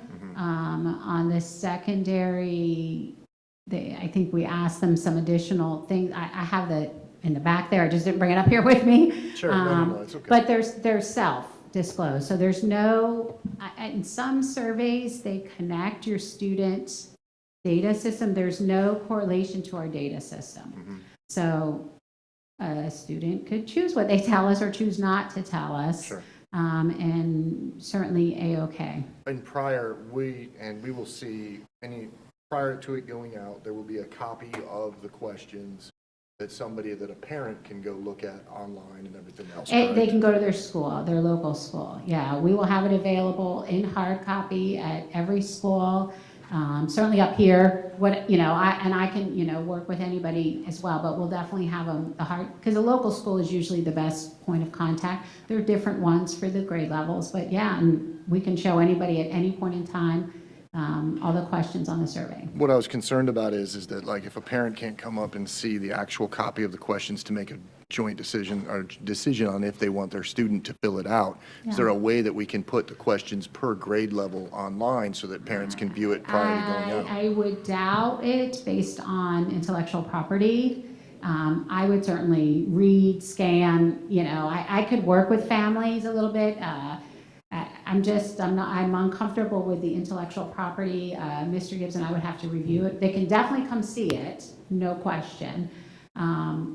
Emailing it, I'm a little more unclear on that. I think it creates a barrier if you want to see this actual list, and as a parent, and we can't, you know what I mean? I have to go into the school to get it and look at it and stuff like that, that's all. I would say, wouldn't you say, Paul, that it is something that if we are submitting a hard copy, that we would be able to see the questions, the public would be able to see the questions prior to it online? I mean, I understand where your fear is on the intellectual property. I'm not saying no, I'm saying. No, I know, and I appreciate that. Dr. Mullins will say that's the reason we're trying to stay out of trouble. All of these documents are subject to public records. Mm-hmm. So we did release several hard copies through public records last year and shared them with those, of course, who visited with us and all of that. I just think that if I'm going to make a decision on whether my 11-year-old, my 10-year-old, my 5, or whatever is going to make that, I would like to see that. And as a parent, I may not have the opportunity from the time that it gets announced or whatever to take a look at it, that's all. So I was trying to look at that. Paul, what are your thoughts on that? I'd have to look at what copyrights there are, what they're claiming is intellectual property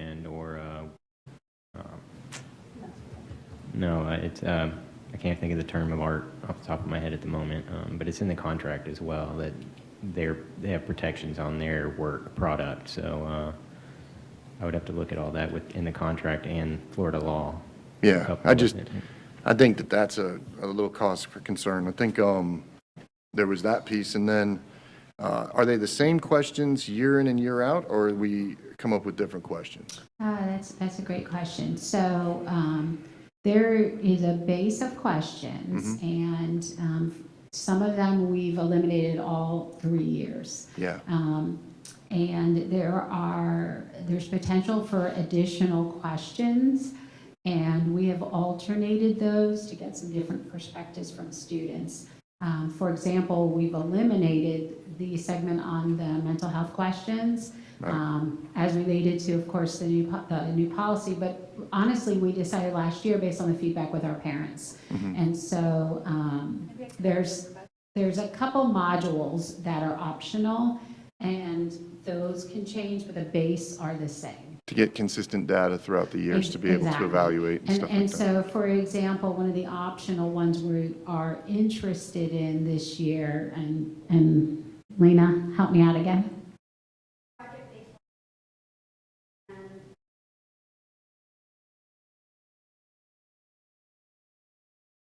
Learning styles?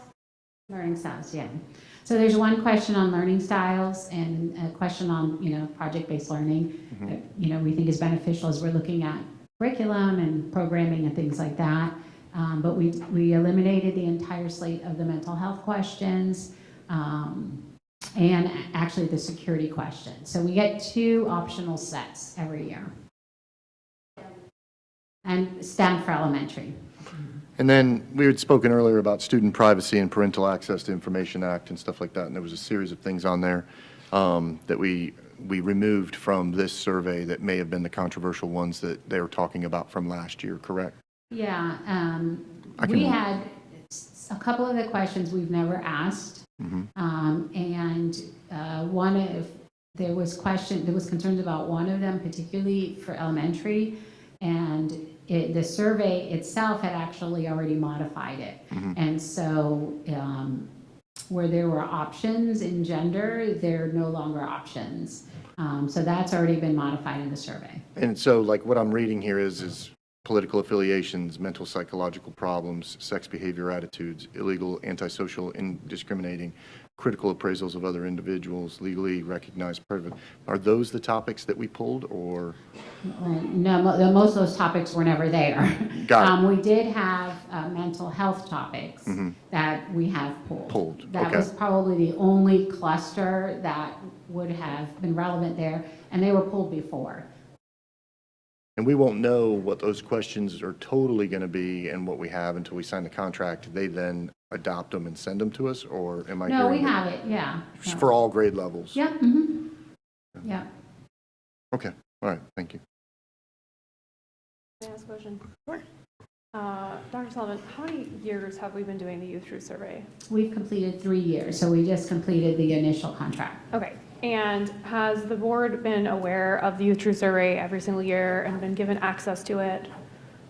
Yeah, I've done a board presentation on the overview every year, and then of course, all the board members have access to the data and the patterns. And you guys are aware, really nice analytics for us to be able to be actionable to it. Yeah, that hasn't changed. Thank you. Yeah.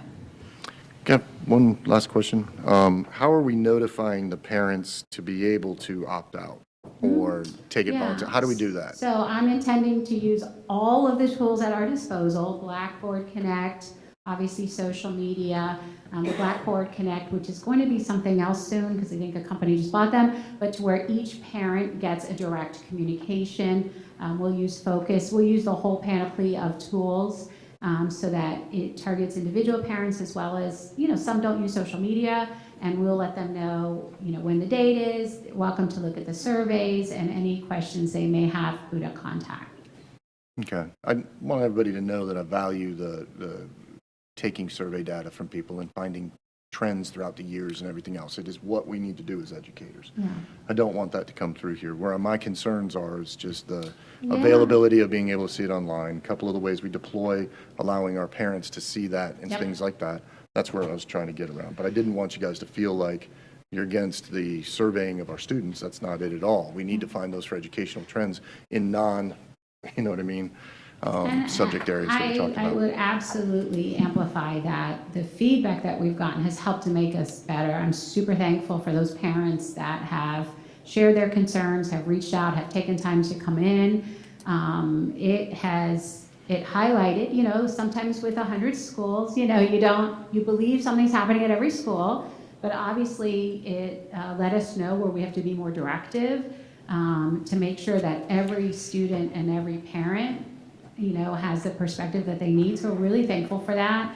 The questions are all really good questions, and I think good pushbacks. We've pushed back on our vendor even to make sure we have the data that we want and the way we want it. Really pleased to say when we call, say, hey, we don't like this, no problem, we'll take it out, we'll reword it. We never get any pushback on that. But like I said, really great data. to support our kids from their perspectives. I always just thought, when I was looking at the information on it, it comes from the gate, from an organization that does philanthropy work and stuff like that. It's very involved in helping companies and people understand, right? And I was like, man, if they really wanted to help us, like they could give this to us for free. You know what I mean? Because they're literally using it. But we have been able to, we had some negotiation power this year because of the size of our district. But yeah. Thank you. Anybody Thank you, else? Dr. Sullivan. Dr. Sullivan, thank you.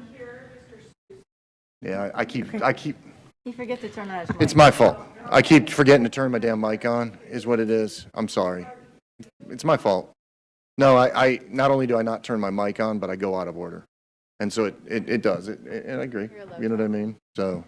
Thank you, Dr. Sullivan. I appreciate you being willing to come up and answer all of the tough questions and for all of the work that you've done to ensure that we can continue to get quality, valuable information from our students. Thank you.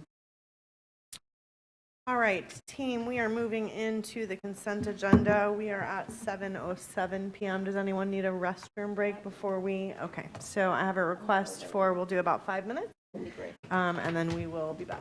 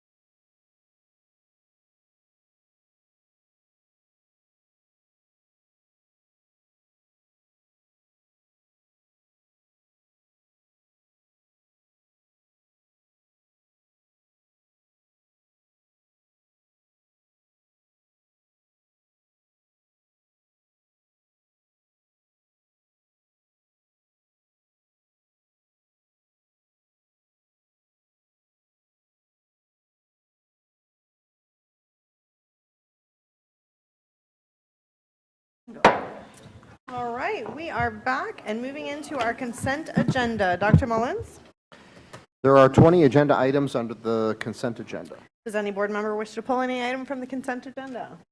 Hearing none, I'll entertain a motion to accept the consent agenda as presented. Move to approve. Moved by Ms. McDougall. Seconded by Ms. Jenkins. Is there any discussion? All in favor, please signify by saying aye. Aye. Any opposed, same sign. Motion passes 5-0. Dr. Mullins, will you please let us know about items under the action portion of today's agenda? Section 1001.39, subsection 1 of the Florida statutes requires any travel outside the district exceeding $500 receive prior approval to confirm the travel is for official business and complies with the rules of the State Board of Education. An opportunity for the public to speak to these items must be provided prior to action by board. On tonight's agenda, there are 2 travel requests on the agenda for approval, followed by 2 additional action items. First is item H32 for Katie Campbell to attend the FSBA FADS Annual Joint Conference. Is there anyone present who wishes to publicly address item H32 on Ms. Campbell's travel request to attend the FSBA FADS Conference? Okay, do I hear a motion? So moved.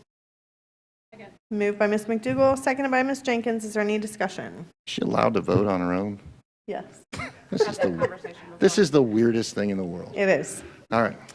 All in favor, please signify by saying aye. Aye. Any opposed, same sign. Motion passes 5-0.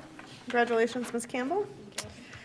All right, Dr. Mullins. Next is item H33 for Matt Susan to attend the FSBA/FADS Annual Joint Conference. Is there anyone present who wishes to publicly address item H33 on Mr. Susan's travel request to attend the FSBA FADS Come on, Conference? everybody in there should get up and harass me for going. You guys should come up and make me feel, All right, do I hear a motion? I so move. Second. Moved by Ms. McDougall, seconded by Ms. Campbell. Is there any discussion? All in favor, please signify by saying aye. Aye. Any opposed, same sign. Motion passes 5-0. Dr. Mullins? The next is item H34, Department School Initiated Agreements. What are the wishes of the board? Move to approve. Second. Moved by Ms. McDougall, seconded by Ms. Campbell. Is there any discussion?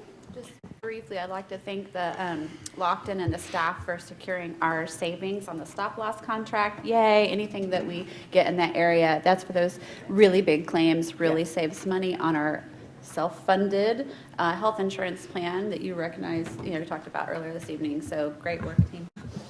Thank you, ma'am. Any additional discussion? it's amazing when you get a good consultant, what can happen. Like, how many times were we told, you can't do this, you can't do this, you can't do this? And then we get a good consultant, and it's like, hey, we can do this. And all of a sudden, the money savings are there. It's just a very interesting situation, so I'm glad. Thank you. Any additional discussion? All in favor, please signify by saying aye. Aye. Any opposed, same sign. Motion passes 5-0. Dr. Mullins? The last item is H35, Procurement Solicitations. What are the wishes of the board? Move to approve.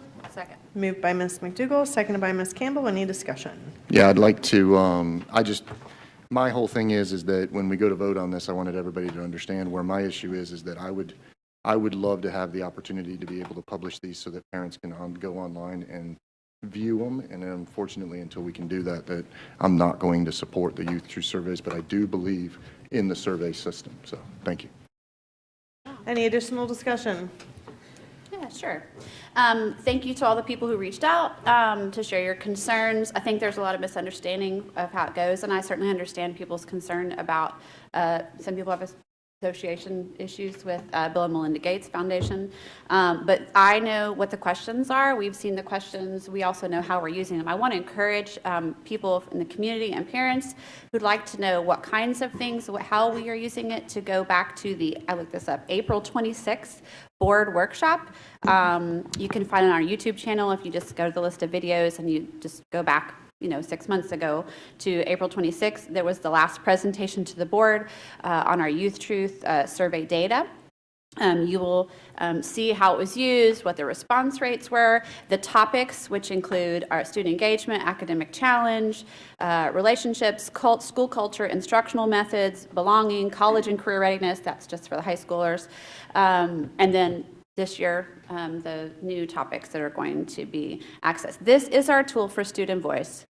And the opportunity to have that year over year allows our schools to not only see how they're doing compared to other schools, it also allows them to see how they're doing compared to last year and the year before.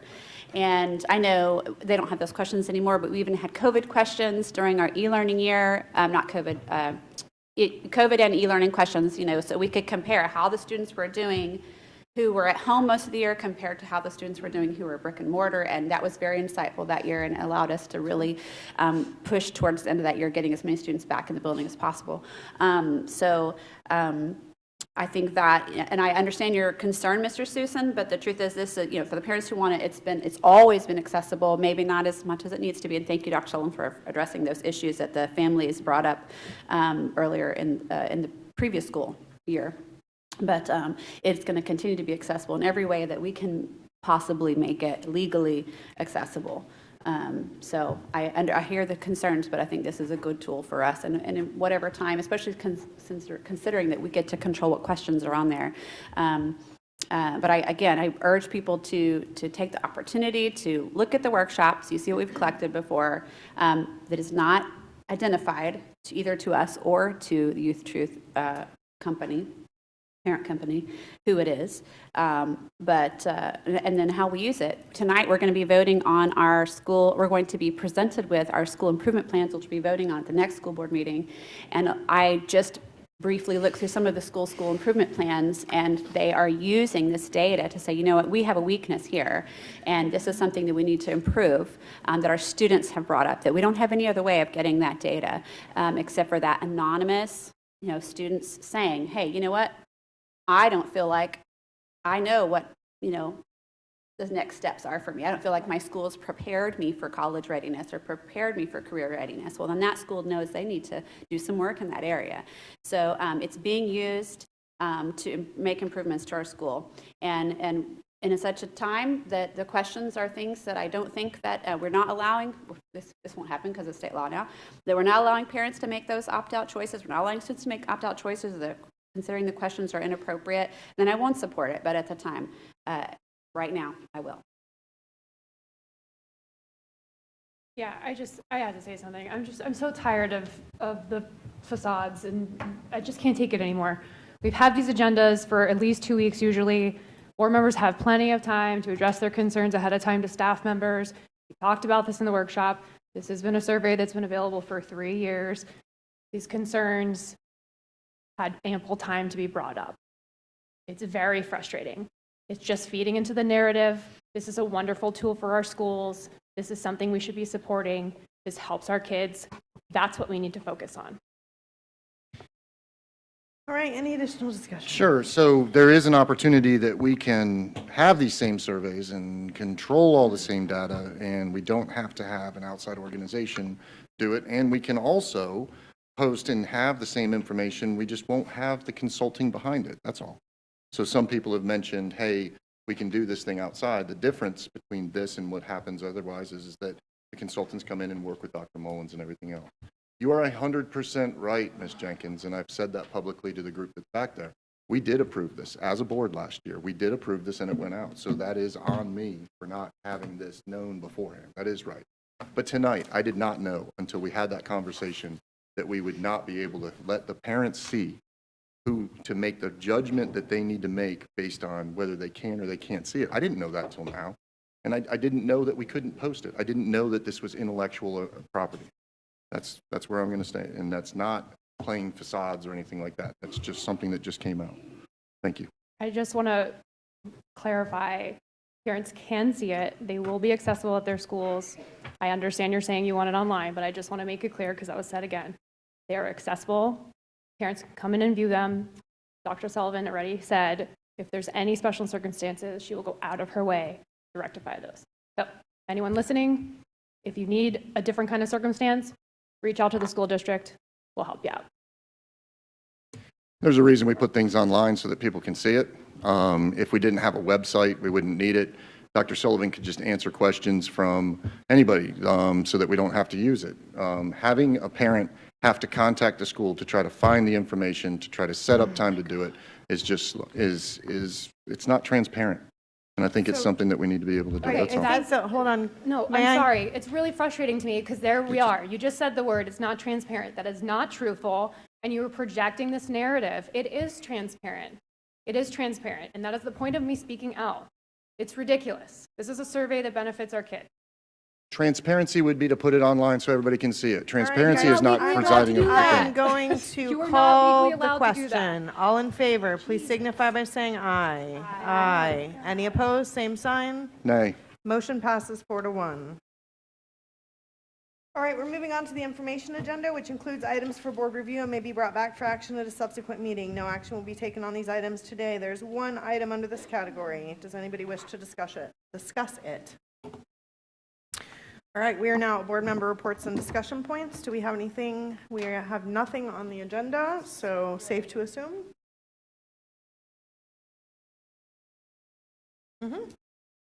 Wanted to report to you guys, we had our FSBA Board of Directors meeting last week in Citrus County. We elected a new treasurer-elect, Tim Bryant from Okaloosa County, who will be replacing our treasurer who was from Duval County, who lost her election in August. They are looking for new committee members for the different committees, so if you're interested, please check out the FSBA website. They talked about, we had one of our board members from Charlotte County who was heavily affected by the hurricane. We had connected virtually to one of our board members from Lee County.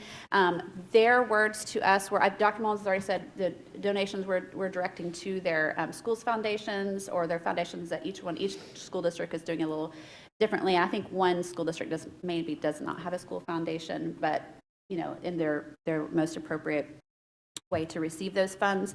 But also, I know Chris Patrica from Lee County said, right now we're just so overwhelmed with, we don't even know what we need next. And so her words to us, I think, were pretty wise, something we should just tuck in our back pocket, and that is just hold off right now, but when we're ready, be ready. So I know funds, it would be a definitely flexible way because then they have it for whatever they need. But because lots of school districts had reached out to them, she just said, just hold off because right now we're just in such a place that we don't even know. I know Charlotte County, they shared that every single school had damage. I'm not sure when they're going to reopen. They may have announced at this point, but the superintendent at the time had just announced indefinitely, and that was really scary for them to hear. So we can certainly continue to pray and think about those communities, but appreciate Dr. Mullins. I shared with him some of that as well, but I know there are going to be districts across the state that are going to be ready to present. So she just said, so this is a long-term help, right? So we don't want to forget about it 2 months down the road when they're ready for help, more specifically. So anyway, that was a good word from them. We have our new National School Boards Association, COSPA, the Coalition of State School Board Associations, and exciting, they're going to have the inaugural conference here in the state of Florida in Tampa, March 30th through April the 2nd. They're already up and running, even though we're like barely less than a year old, actually less than a year old officially, and so there are lots of good updates there. But exciting to be able to host that here in the state of Florida. And then if you guys wouldn't mind before we leave, I would like to put, we're going to have our marching band, just as by way of announcement to us as well as to the community. The marching band music performance assessment will be Saturday, October the 29th. And the reason why I'm mentioning it to you, board, is one, I would hope that you'll get to come and at least watch some of your schools perform that day. It's an all day from the afternoon into the evening, and then they do a trophy presentation at the end. It's lots of fun to get to see all the marching bands perform back to back to back. But also, I'd like to put an ad in the program, which I'm happy to pay for, but that will be from the board encouraging them, and they have it in the program. And so can we stick around right after and just take a selfie really quick? And I attach that. I'll have my husband make up a nice cool thing. We're proud of you from the school board, and like to put that in the program. We're in the program and like our official name, but I'd like to put something fun if you guys wouldn't mind. And Dr. Mullins, stick your face in there too. So if you guys would allow me to do that, I'd love to submit an ad for the program. Be happy to pitch on the cost too, Ms. Kimball. Yeah. No sense, All right, no sounds sense in you good. taking it on your own. Sounds good. I'll take it. I'm sure we can do that. Any additional board discussion? I'm sorry. I didn't say. It's at Melbourne High School this year. Thank you. Dr. Mullins, do you have anything to add? Yes, Ms. Belford, I want to just acknowledge that One, I want to echo earlier sentiments on Hurricane Ian's more favorable or less impact on Brevard. I think we all are tremendously and overwhelmingly thankful for where we are today compared to where we could have been, and certainly what the storm suggested what it could have presented even to Brevard. I was on a call with the Commissioner of Education, the Chancellor for K-12 education last Friday, in conversation centered around districts' preparations and response to missed school, missed class, school time. There's every expectation that, as in the past, school districts would utilize either time within their school calendar or within their school day as well as their calendar to make up missed time. We have flexibility, as the board knows, within our school calendar. That is a locally approved calendar. Brevard is in a little bit of a unique situation as we look at options for makeup days. Probably the most significant that presents some inflexibility, restrictions on what we can do is we actually have one of the shorter instructional school days of school districts across the state.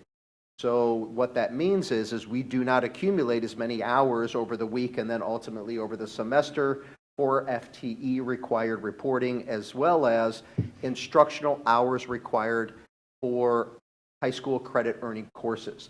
That's a lot of educationese and jargon that ultimately means there's Florida state statute. We have to meet certain instructional minute requirements, certain hour instructional requirements for credit earning courses. So in our situation, we will be required to make up the 3 days or account for the instruction missed for first semester. I'm working with staff on every potential option. We have 6 identified hurricane makeup days built into our calendar. We're looking at, are there other options we can utilize? Sometimes we can adjust our calendar and the end of first semester, second semester, we've done that in the past, as the board remembers. It does require coming to the board for approval.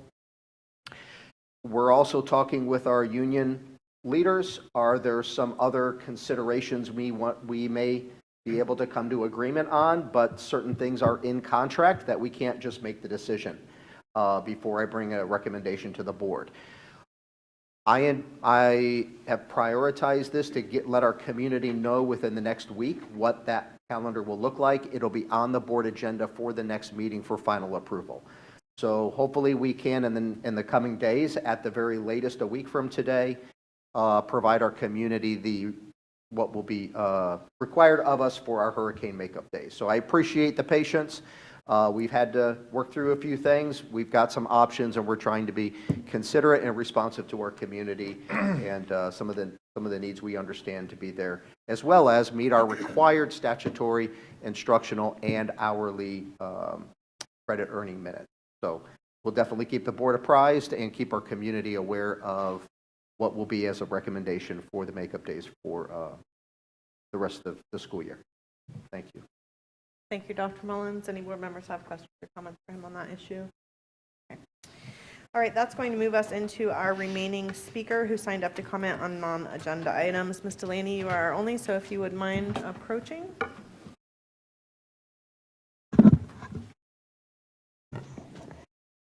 I would just like to speak about the Youth Truth Survey a little bit more. I was one of the parents that sat with Dr. Sullivan last year, and she was gracious enough to break everything down, and she was wonderful. So none of this is a shot at the staff. They do a great job. One thing I want to say is that it's not anonymous. Because the kids log into their computers with their IDs, it can get traced back to them. Also, one of the concerns with the mental health questions, which I understand are gone, but that's not the point that I'm trying to make, was that if a kid identified that they were having suicidal thoughts or something along those lines, one of our questions was, well, how do we get to that kid? How do we help them? And so they are able to get back into the survey and figure out what kid filled out that survey. It is not anonymous. Another thing is that they were asked for their pronouns, and which it's just not appropriate. It's just not appropriate. Also, the extra topics are not on the contract. So how do we know what topics will be picked?